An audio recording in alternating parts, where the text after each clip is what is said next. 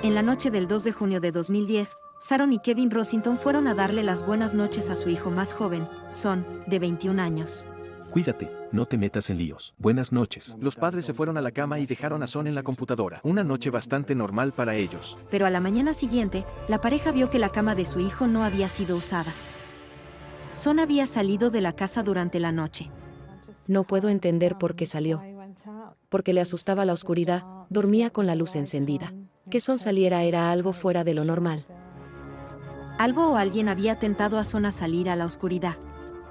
Son fue atraído afuera de la casa esa noche, pero no sabemos por qué, no sabemos a dónde iba, y no sabemos con quién se iba a encontrar. La decisión de Son, de aventurarse en la noche, resultó en un crimen catastrófico. No creo que ninguno de nosotros pueda ni empezar a imaginar el horror al que se habría enfrentado. Una ambulancia, por favor.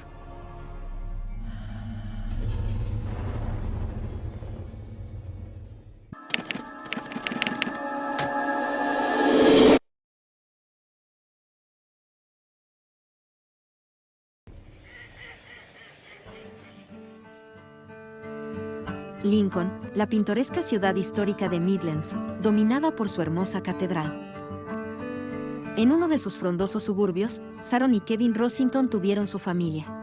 Primero llegó Chris, y 2 años y medio después, nació su hijo pequeño Son, en 1988. Era un niño feliz y despreocupado. Le encantaban los autos, los garajes y aprender a montar en bici. Cuando Son era solo un niño pequeño, como tantos otros, contrajo la varicela.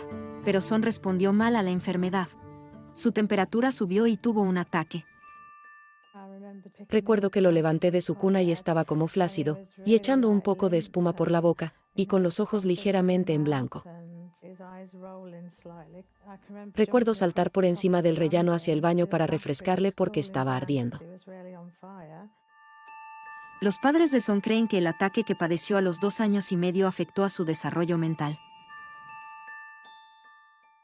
Estaba muy apagado y muy diferente, ya sabes, no era para nada como él era normalmente. Entonces le diagnosticaron dificultades de aprendizaje moderadas con rasgos autistas. Solía decir, mamá, no sé, no entiendo cómo se hace esto. No le gustaba mucho. Era perfectamente consciente de que a veces la gente hacía cosas diferentes a él. Físicamente Son estaba desarrollado, y cuando llegó a la adolescencia creció mucho. Cuando llegó a los 14 y 15, dio un estirón. Solíamos decirle, es como si te hubieran metido en una maceta y florecido y crecido hasta convertirte en este gran árbol, ya sabes, eres tan alto. Son llegó a ser conocido como el gigante amable. Pero aunque ya parecía un hombre, en muchos aspectos, incluso a medida que crecía, seguía siendo un niño. Sé que es extraño mirar a alguien de su estatura y pensar, es un tipo grande, no puede tener miedo a la oscuridad, pero a él no le gustaba. Hola, doctora. Hola, Sharon, qué bueno verte. Bien, toma asiento. A los 17 años, Son se reunió con una psiquiatra por sus dificultades de aprendizaje. El reporte de la psiquiatra decía que Son era un joven vulnerable y crédulo. 3 años más tarde, en 2009, recibió un diagnóstico adicional. Son padece el síndrome de Asperger. Además de concluir que Son padecía el síndrome de Asperger, la psiquiatra informó que era ingenuo y que le costaba relacionarse tanto social como emocionalmente. Estaba muy preocupado por él porque sabía lo crédulo e ingenuo que era, y siempre intentaba vigilar para asegurarme de que la gente no se aprovechara de él, porque se dejaba llevar con bastante facilidad. Mucho mejor, perdona. Si alguien le decía, oh, tienes 21 años Son, siendo ellos más jóvenes, ya sabes, por ejemplo, ¿puedes ir a esta tienda y comprarnos algo de alcohol? Probablemente haría eso por ellos porque no vería las consecuencias de sus actos. Quería ser como los demás y creo que se inventaba historias, como que tenía un trabajo. Vaya, ¿tienes trabajo? ¿Dónde? Sí, en una tienda en esa calle. A veces creo que si alguien le dijera, ¿puedes prestarme algo de dinero?, él probablemente diría, bueno, cuando me paguen. Pero obviamente sabíamos que no tenía trabajo. En 2009, Son conoció a alguien que le aceptó como realmente era. inició una relación con una chica de 19 años que vivía en Lincoln. Le hizo sentirse más normal, como sus amigos, pero tendía a hacerle bastante feliz, ya sabes, el poder decirle a la gente que tenía novia.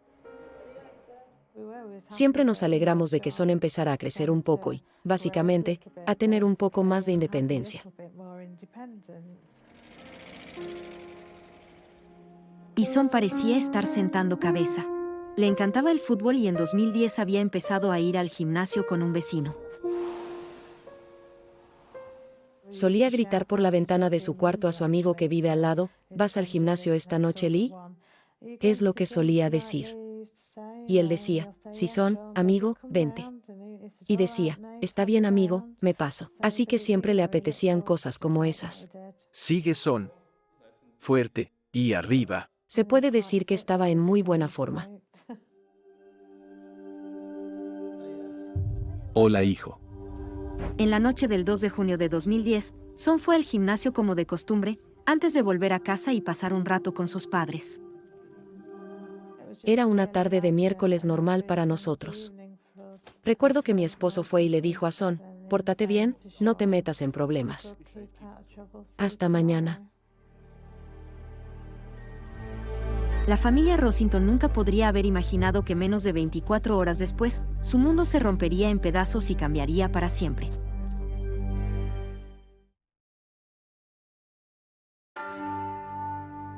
Hasta mañana, cariño. Buenas noches. En la noche del 2 de junio de 2010, cuando Sharon y Kevin Rossington se fueron a la cama, dejaron a su hijo más joven, Son, jugando a la computadora.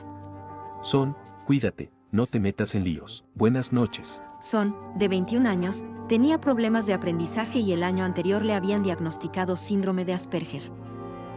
Pero a la mañana siguiente, cuando Sharon fue al cuarto de Son, Son, amor, estás despierto. Te he traído una taza de té. no había rastro de él. Vi que la cama de Son estaba sin deshacer.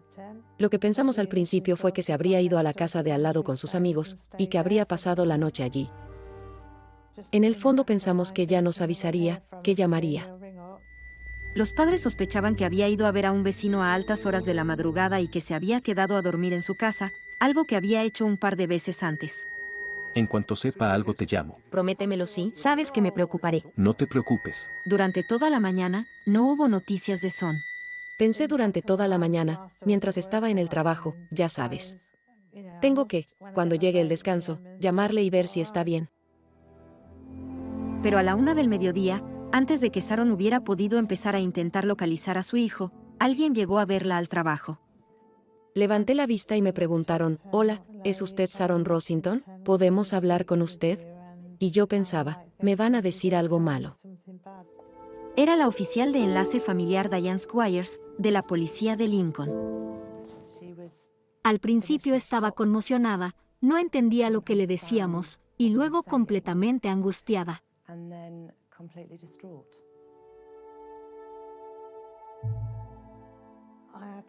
Tuve que escucharlo muchas veces para entender lo que me decían. No me lo podía creer.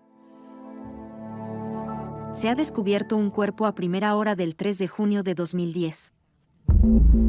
¿Qué es eso? ¿Hay alguien ahí en la hierba? Una ambulancia, por favor. Creo que acabamos de encontrar un cadáver. Las primeras investigaciones parecían indicar que habían encontrado al hijo de Sharon, Son. Hay sangre por todas partes. Una mujer de 16 años llamó al 999 a las 4:07 de esa mañana diciendo al personal de la ambulancia que había encontrado el cuerpo de un varón. Comprueba el pulso. Está muy frío. Estaba tumbado boca abajo sobre la hierba en un campo a las afueras de Lincoln. Estamos cerca del cruce. Diles que se den prisa. Dense prisa, por favor. No sé qué hacer. La ambulancia llegó al campo y encontró a la joven que había hecho la llamada telefónica junto con 3 amigos. Examinaron el cuerpo del varón en el suelo y declararon la muerte a las 4:15 de esa mañana. La policía acudió poco después de la llegada del personal de la ambulancia y aseguró la escena, y tomó los datos de los 4 amigos que estaban presentes. Les dijeron que volvieran a sus domicilios para poder visitarles más tarde con el fin de tomarles declaración como testigos.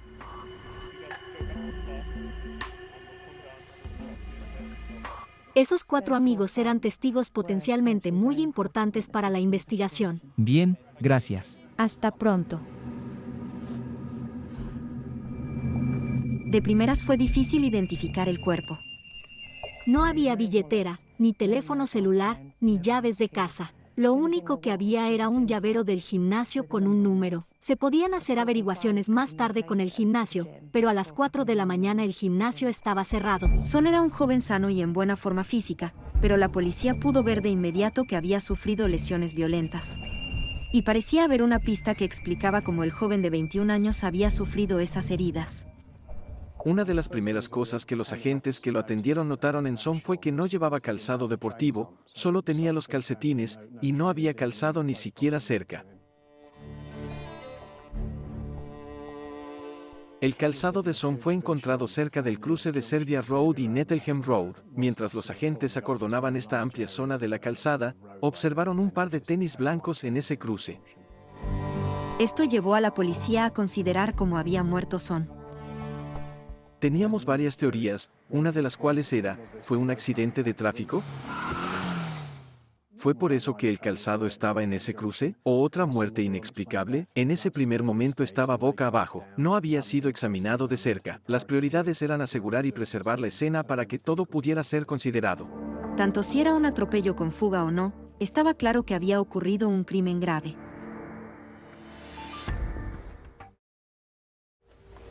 Mientras los agentes de la escena del crimen trabajaban sin descanso, la policía fue a hablar con los 4 jóvenes que habían dado la voz de alarma llamando al 999. Los agentes visitaron el piso poco antes de las 5 de esa mañana. ¿Le reconocieron? No. No. Las 4 personas presentes en el momento de la llamada al 999 eran una chica de 16 años, una chica de 13 años, un chico de 16 años y un chico de 20 años. También había un joven de 16 años en ese domicilio en ese momento. El piso estaba alquilado a un hombre llamado Nicholas Elbone, y se hizo evidente que los otros hombres ciertamente vivían allí, o lo habían estado usando como base de residencia durante los días anteriores. Los 4 amigos que llamaron al 999 parecían ser las primeras personas en encontrar el cuerpo de Sonny, por tanto, eran vitales para la investigación. La práctica estándar sería hablar con ellos con cierto detalle, incautar su ropa porque habían estado en contacto con Son en esa etapa temprana. Y para poder hacer eso con cierto grado de control, fueron invitados a acudir a la comisaría de Lincoln. Mientras el grupo de jóvenes se preparaba para ir a la comisaría, 2 personas más llegaron al piso. Soy Nick Selborn, este es mi piso. Unos 10 minutos después de que llegaran los agentes, otras 2 personas llegaron al piso. Uno era el ocupante, Nicholas Elbone, que tenía 26 años en ese momento, y el otro era Darryl Jones, de 16 años, que vivía con Selborn. Habían regresado al piso y dijeron que habían ido a una cabina telefónica cercana para hacer una llamada. Los 4 testigos, su amigo de 16 años y los 2 que acababan de volver al piso fueron invitados a la comisaría. En un principio se pidió a los 7 que acudieran a la comisaría de Lincoln, y la razón era que, obviamente, 4 de ellos habían estado en contacto con Son, y en ese momento no estaba claro si los otros 3 lo habían estado, qué nivel de contacto habían tenido con los 4. Así, de nuevo, nos aseguramos de hacer todo lo correcto mientras buscábamos pruebas forenses. Se les pidió a todos que vinieran para que las pruebas en sus ropas y en ellos mismos pudieran ser tomadas adecuadamente. En la comisaría, los agentes hablaron con cada uno de los 7 testigos, incluidos los 4 que afirmaron haber encontrado a Son cuando ya estaba muerto. Sus declaraciones fueron todas muy similares. Todos dijeron que habían estado en el piso de Nick la noche anterior. Volví a casa sobre las 8. Había varias personas en mi piso, pero eso suele ser así de todas formas. Tengo a algunas personas alojadas ahí. Nick decidió que le apetecía una pizza sobre las 11. Ninguno de nosotros tenía crédito en los teléfonos. Llegamos a la cabina telefónica y estaba rota, así que regresamos. A eso de las 4 de la mañana Mark Jackson, de 20 años, y Jordan O'Rourke, de 16, se habían ido con la chica de 16 y la de 13. Tenía que recoger algo de ropa de casa de mi amigo. Cariño, ¿qué pasa? Necesito recoger algo de ropa. Bueno, te acompaño. Nos vemos en un rato, amigo. Estábamos caminando por la carretera y cruzamos el borde con hierba donde lo encontramos. ¿Hay alguien ahí en la hierba? De hecho, tropezamos con el cuerpo, levantamos la cabeza de la víctima y nos dimos cuenta de que estaba sangrando y cubierto de moratones. Creo que está muerto. Y entonces mi amiga llamó a una ambulancia. pero sabíamos que estaba muerto. Creo que acabamos de encontrar un cadáver. Los 4 nos dijeron que nunca le habían visto antes, pero esperaron con él mientras llegaba la ambulancia antes de volver al piso de Nicholas Selborne. Los 4 llegaron a casa y ella estaba llorando y dijo que había encontrado un cuerpo. Así que llamaron a la policía. Todos estaban conmocionados. Quiero decir, al principio, pensé que estaban bromeando. ¿Están de broma? No. No, estamos hablando en serio. Además de relatar lo que les ocurrió aquella noche, los 7 entregaron a la policía sus ropas para que fueran sometidas a pruebas forenses. Se estableció que, obviamente, 4 de ellos habían estado en contacto o muy cerca del cuerpo de Son, y luego, claro, habían vuelto a un piso donde estaban los otros 3. Así que la práctica estándar en un caso como ese sería confiscar la ropa. De esa manera aseguramos y preservamos cualquier evidencia forense que sea posible de los 7. Después de ayudar a la policía, los 7 amigos abandonaron la comisaría. Parecían ser las únicas personas que sabían algo sobre la misteriosa muerte de Son Rossington. Pero más tarde ese día, otro testigo se puso en contacto con la policía con nueva información. Un hombre de 40 años de la zona se presentó para decir a la policía que esa mañana había cruzado el campo y se había encontrado con el cuerpo de un hombre tendido en la hierba, que según él en ese momento todavía estaba vivo y respiraba. Este hombre, de hecho, trató de despertar a la persona que había encontrado en la hierba. ¿Estás bien, amigo? Y consideró que solo estaba borracho o bajo los efectos de las drogas, y siguió su camino para ver a unos amigos. Parecía que el testigo había descubierto a Son justo después de las 2 de la mañana, 2 horas antes de ser encontrado muerto por los 4 jóvenes que llamaron al 999. Regresó aproximadamente media hora más tarde y el hombre seguía tendido en la hierba. Intentó despertarlo de nuevo pero no lo consiguió, así que lo dejó y siguió su camino a casa. Nadie supo cómo Son llegó a ese campo y qué le ocurrió allí. Son fue identificado a través del llavero de su gimnasio. Y 9 horas después de que se descubriera su cuerpo, Sharon Rossington recibía la trágica noticia que toda madre teme. Te cuestionas y piensas, ¿por qué? Ya sabes, ¿qué? ¿Cómo? Ya sabes. ¿Cómo que Son? Estás equivocado, es otra persona. La familia Rossington estaba solo al principio de su pesadilla. Estábamos bastante seguros de que el hombre era Son Rossington, pero aún así teníamos que seguir el procedimiento y hacer que sus padres lo identificaran formalmente. Así que llevé a Sharon y Kevin al hospital local para que pudieran hacerlo. No se parecía al Son que recordábamos. Es simplemente horrible. Creo que nunca olvidaré cuando vi a mi hijo. Hasta el día que muera, es horrible. Pero mientras lloraban su pérdida, los Rossington también estaban confusos por el hecho de que su hijo hubiera abandonado voluntariamente la casa en plena noche, sobre todo teniendo en cuenta que tenía miedo a la oscuridad. Nos hicimos muchas preguntas. Queríamos saber cómo había llegado hasta allí. ¿Fue en el auto de alguien? ¿Fue andando? No sabíamos si había bebido porque no era un gran bebedor. El alcohol no le sentaba bien, así que pensamos que quizás había salido a tomar algo con unos amigos y había bebido demasiado, y se había caído y hecho daño en la cabeza. Luego nos enteramos de que el calzado estaba por el piso y quizás, pensamos, le había atropellado un auto y quedó herido. O pensé que simplemente podría haber sido atacado al azar. Pero aunque la familia todavía tenía muchas preguntas, pieza a pieza, la policía fue desarrollando una idea de lo que sucedió esa noche. Por hablar con su familia, sabemos que sus padres se fueron a la cama sobre las 11:15 de la noche anterior, y dejaron a Son jugando con su portátil abajo en el salón. Cuídate, no te metas en líos. Buenas noches. Sabemos que Son salió de casa después de que sus padres se acostaran a las 11:15, y el testigo nos dijo que se había topado con él después de las 2 de la mañana, cuando consideró que estaba borracho tirado en el campo. Así que la escala de tiempo se había reducido considerablemente. La ruta desde la dirección de la casa de Son hasta el campo donde fue encontrado toma unos 30 a 35 minutos, incluso para un joven alto como Son caminando a paso ligero. Hay un número limitado de rutas que podría haber tomado para llegar a la escena, así que comenzamos a considerar la cobertura de cámaras de vigilancia en la zona para ver si aparecía en las imágenes. Pero aún quedaba un misterio central. ¿Por qué Son había abandonado voluntariamente su casa en mitad de la noche? Eso era inusual. Para que saliera a esa hora, tendría que haber ido a algún sitio que conociera o a encontrarse con alguien que conociera, y por lo que pudimos entender, era algo que Son probablemente no habría hecho. A los investigadores nos pareció que Son debió salir a encontrarse con alguien esa noche, y era importante para nosotros intentar identificar quién era esa persona. Necesitábamos hablar con ellos urgentemente para ver si podían ayudarnos a explicar la historia del recorrido de Son aquella noche. La policía creía que la respuesta al misterio podía estar oculta en la computadora de Son.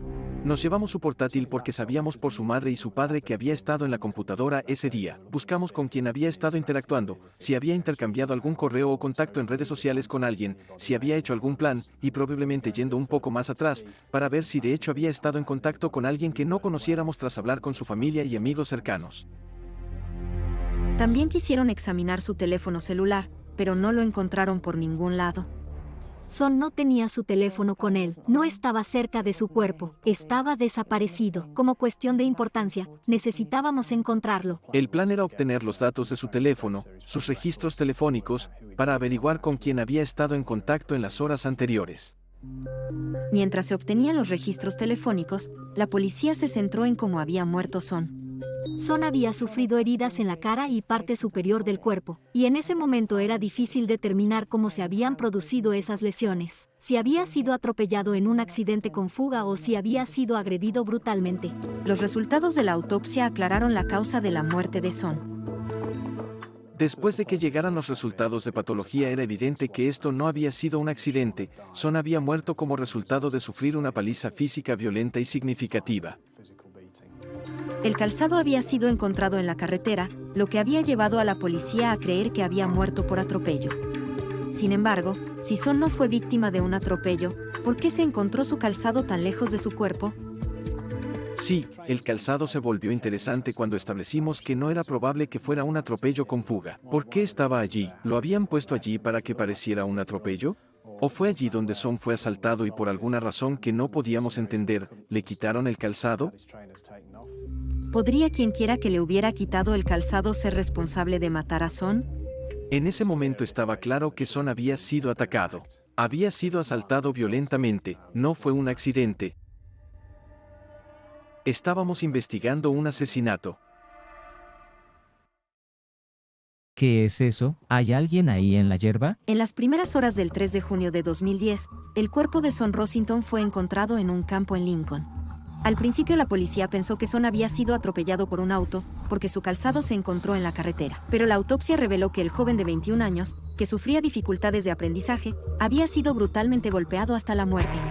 Este fue un violento y diríamos, un prolongado ataque a Son. Quienquiera que le hubiera hecho esto realmente tenía la intención de hacerle daño. Sufrió docenas de heridas, patadas, puñetazos. Le habían dado un pisotón. Había sido golpeado en la cabeza con un objeto inanimado.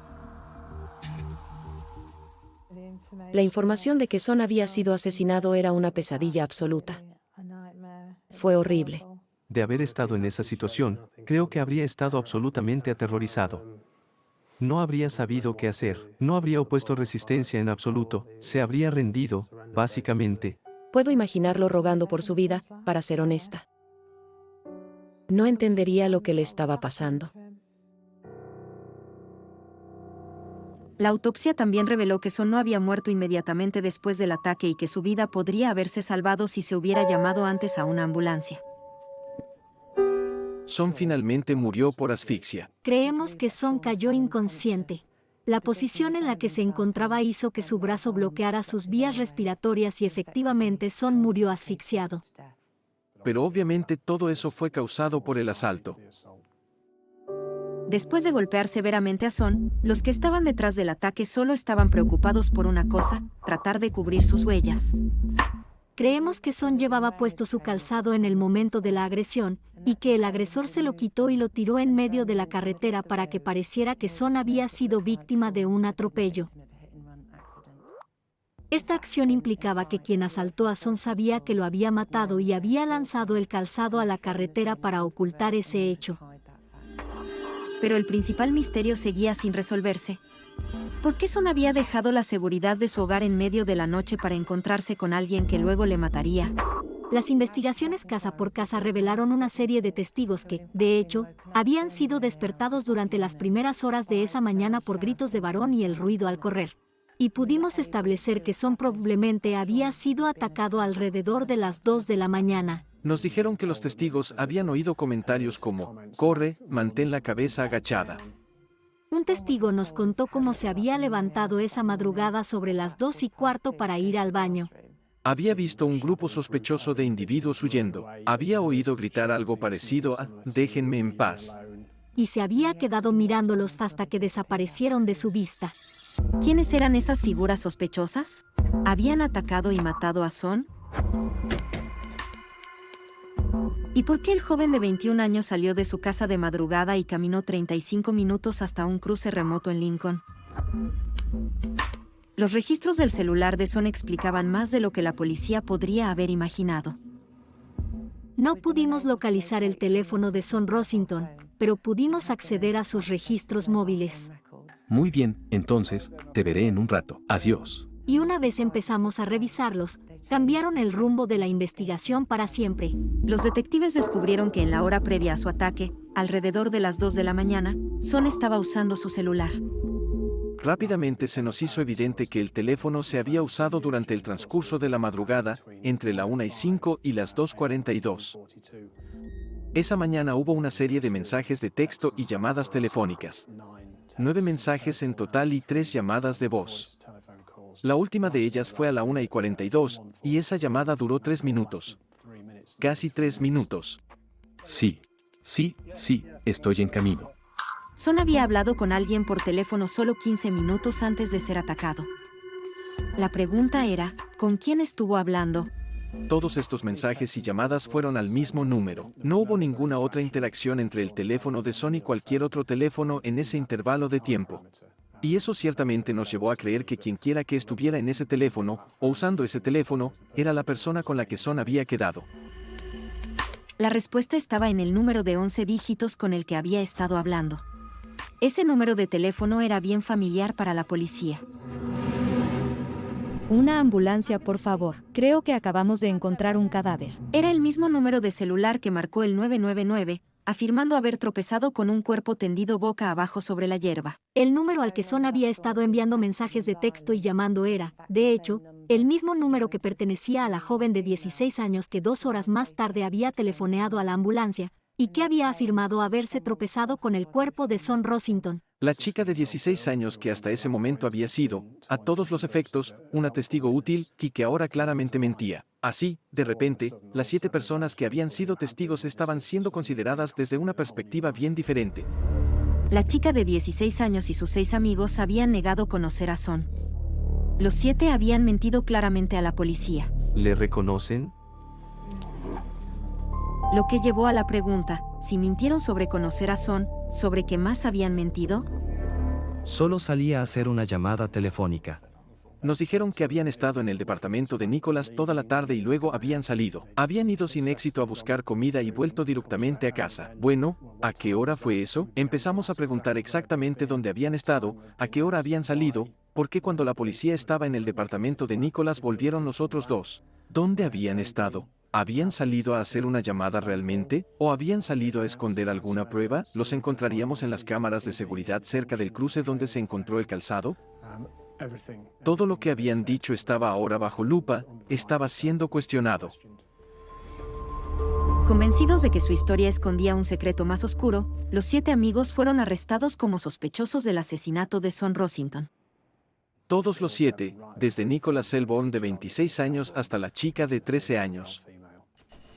Nicholas Selborne era un hombre de 26 años que vivía en un departamento de un dormitorio en Lincoln. Estaba desempleado. Parecía muy inmaduro para su edad y ciertamente parecía tener dificultades para socializar con gente de su edad.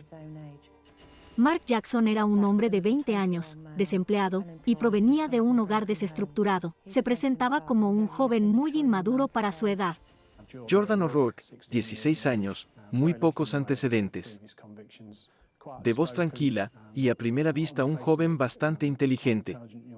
Derrill Jones era un joven de 16 años con un pasado problemático. Sus padres se habían divorciado cuando era niño y había sido expulsado de la escuela. Un joven con condenas por violencia. Condenas significativas, se podría decir, para un hombre de su edad. La joven de 16 años había querido formarse como maestra de guardería, y su familia le había descrito como una chica alegre. La de 13 años. Se hicieron muchas preguntas sobre por qué una niña de 13 años estaba fuera de casa a esas horas. Tuvo cierta interacción y participación con otros organismos. Y luego el chico de 16 años, de nuevo, sin condenas previas, siempre retratado como un individuo tranquilo y bastante aislado, vivía con Nick Selborne en ese momento. Creo que probablemente sea justo decir que estaba de paso. El chico de 16 años y las dos chicas que fueron arrestadas no pueden ser nombradas por razones legales. Bajo custodia, los 7 eran ahora sospechosos en lugar de testigos. Y cuando se corrió la voz sobre su arresto, aparecieron varios nuevos testigos. Algunas de estas personas eran, de hecho, amigos de algunos de los que habían sido arrestados. Se presentó un testigo en particular. Había estado en la biblioteca de Lincoln justo después del mediodía del día 3, no mucho más tarde de que este grupo hubiera salido de la comisaría, después de estar como testigos esa mañana. Pero había visto a Nicholas Selborne, Mark Jackson y la chica de 16 años. Los conocía vagamente. Luego vio a Derrill Jones hablando con Selborne. Escuchó vocerío, por decir algo, interacción, y Nicholas Selborne dijo, si ella no mantiene la boca cerrada, se enterará todo el mundo. El testigo de la biblioteca no fue la única persona que se acercó a la policía con información.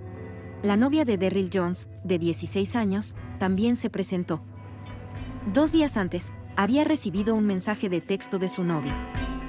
Antes de hablar con la policía, Jones había enviado un mensaje de texto a su novia diciendo, podría ser condenado por asesinato. Te amo, bebé. Esto levantó sospechas sobre la implicación de Jones, porque si era inocente, ¿por qué habría enviado un mensaje así? Obviamente, ella presentó esa información y también nos contó sobre otras interacciones que había tenido con él. Amigos suyos habían venido a contarnos cosas que le habían oído decir a su novia. Derrill Jones les había dicho que fue O'Rourke quien empezó, pero que en realidad fue él mismo, Derrill Jones, quien lo remató. Habló de que una vez que había empezado no podía parar, lo que nos dio mucha información sobre el carácter de Jones. Pero los testigos no solo afirmaban que los sospechosos habían confesado atacar a Son. También revelaron que la pandilla les había descrito los grandes esfuerzos que habían hecho para encubrir su crimen.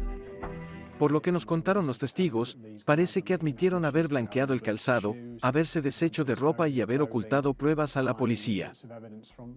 Ya sabes, desde el principio de esta investigación, no íbamos a tener reservas con los testigos. La gente estaba muy contenta de venir y hablar con la policía. A pesar de los testimonios condenatorios, la policía seguía escuchando la misma versión de los hechos que les contaron inmediatamente después de descubrirse el cuerpo de Son.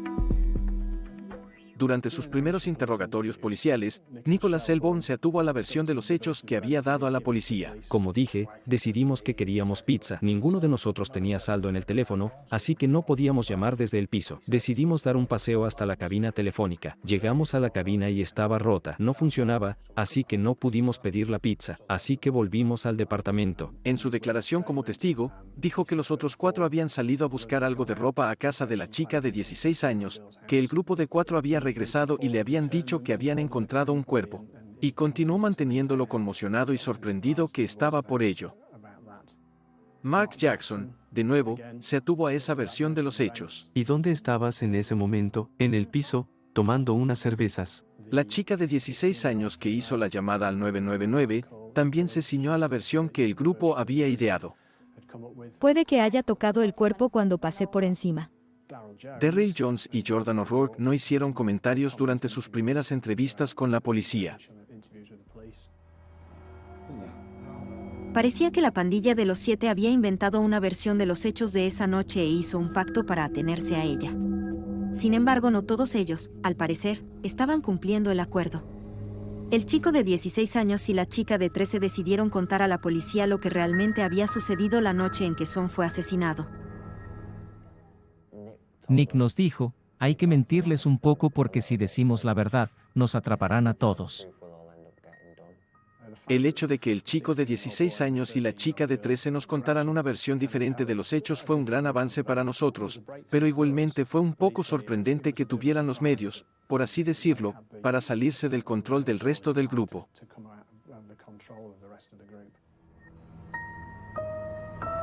Y cuando el joven de 16 años comenzó a hablar, presentó una versión inquietantemente diferente de los hechos a la policía. Habló de salir con el grupo, sabiendo que tenían la intención de encontrarse con alguien.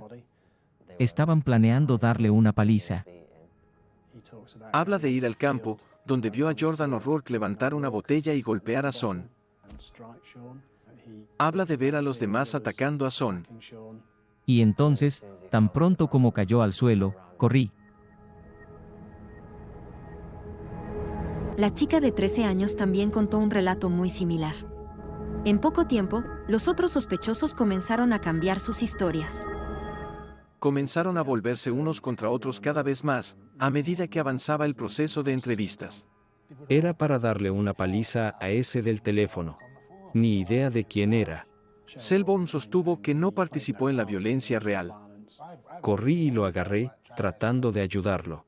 Lo levanté a medias, creo. Pero pasó por encima y apartó a Derrill Jones. Jones se liberó y volvió a atacar a Son. Te he dicho que no estaba allí, mira, te he dicho que no estaba allí, por el río. Oh, Dios mío, está bien. Está bien, me fui con él, al campo, ¿de acuerdo? Mark Jackson cambió su versión a lo largo de la entrevista. Tan solo le di una patada en la pierna, les pedí que se detuvieran, ¿de acuerdo? O'Rourke había dicho que no fue responsable de ningún acto de violencia. No, me estaba apartando. Intenté apartarlo de él. Pero había una persona en particular contra la que se volvió el grupo. Derrill está un poco chiflado. Tiene un caso judicial por asalto grave y otros asuntos en este momento. He visto cómo pelea, sé cómo es. Es justo decir que Derrill Jones fue nombrado por la mayoría del grupo como el principal protagonista, el instigador de la violencia. Bien fue nombrado como un individuo específico por algunos, o en el caso de otros, se dedujo que fue él. A pesar de ser ahora el principal sospechoso, Derrill Jones continuó respondiendo, sin comentarios, a todas las preguntas que le hacía la policía. Sin comentarios. Incluyendo preguntas sobre el principal misterio del caso de asesinato. Creemos que Son había sido engañado para salir esa noche, pero no sabíamos por qué. ¿Cómo habían sacado al gigante amable de la seguridad de su hogar para llevarlo a la oscuridad de la noche? En la madrugada del 3 de junio de 2010, se descubrió el cadáver de un joven. Era el de Son Rossington, un joven de 21 años que tenía dificultades de aprendizaje y síndrome de Asperger. 2 días después, la policía arrestó a 7 jóvenes que se habían presentado como transeúntes inocentes.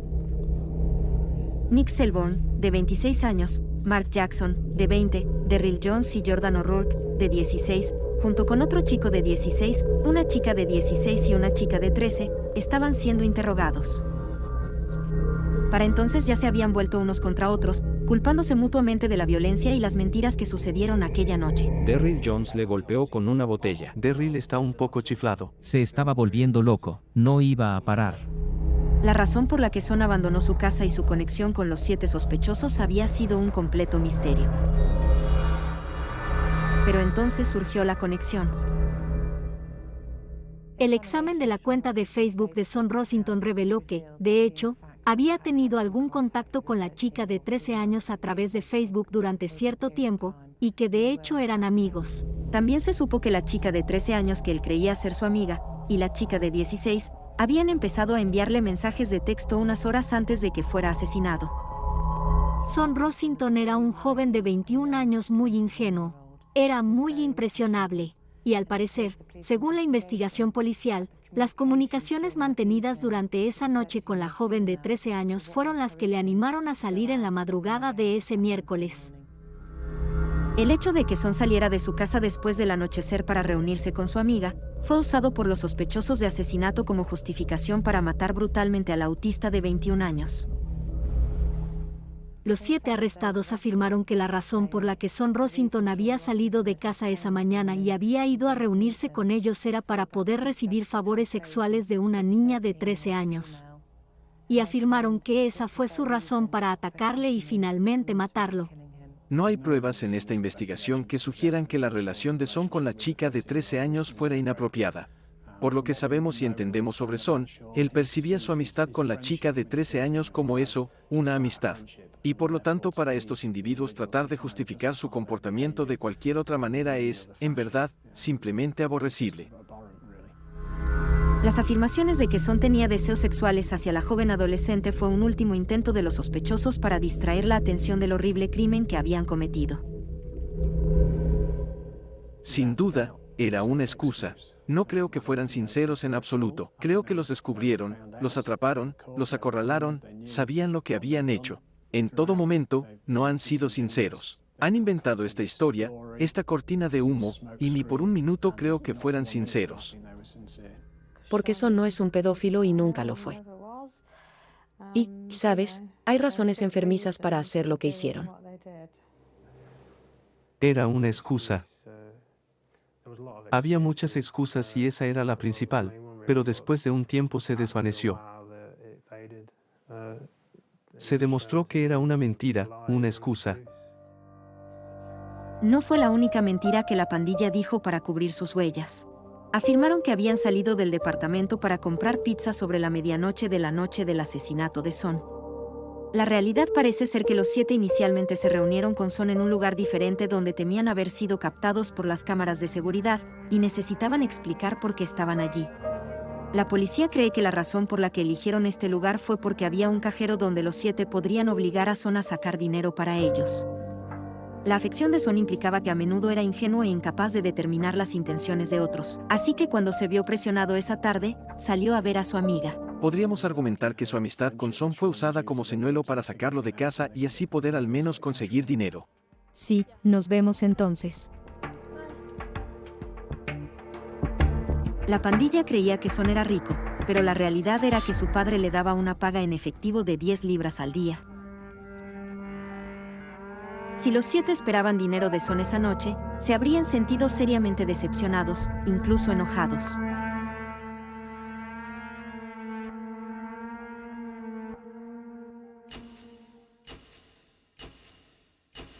Los 7 fueron acusados de su asesinato, incluida la chica de 13 años que no puede ser identificada por razones legales.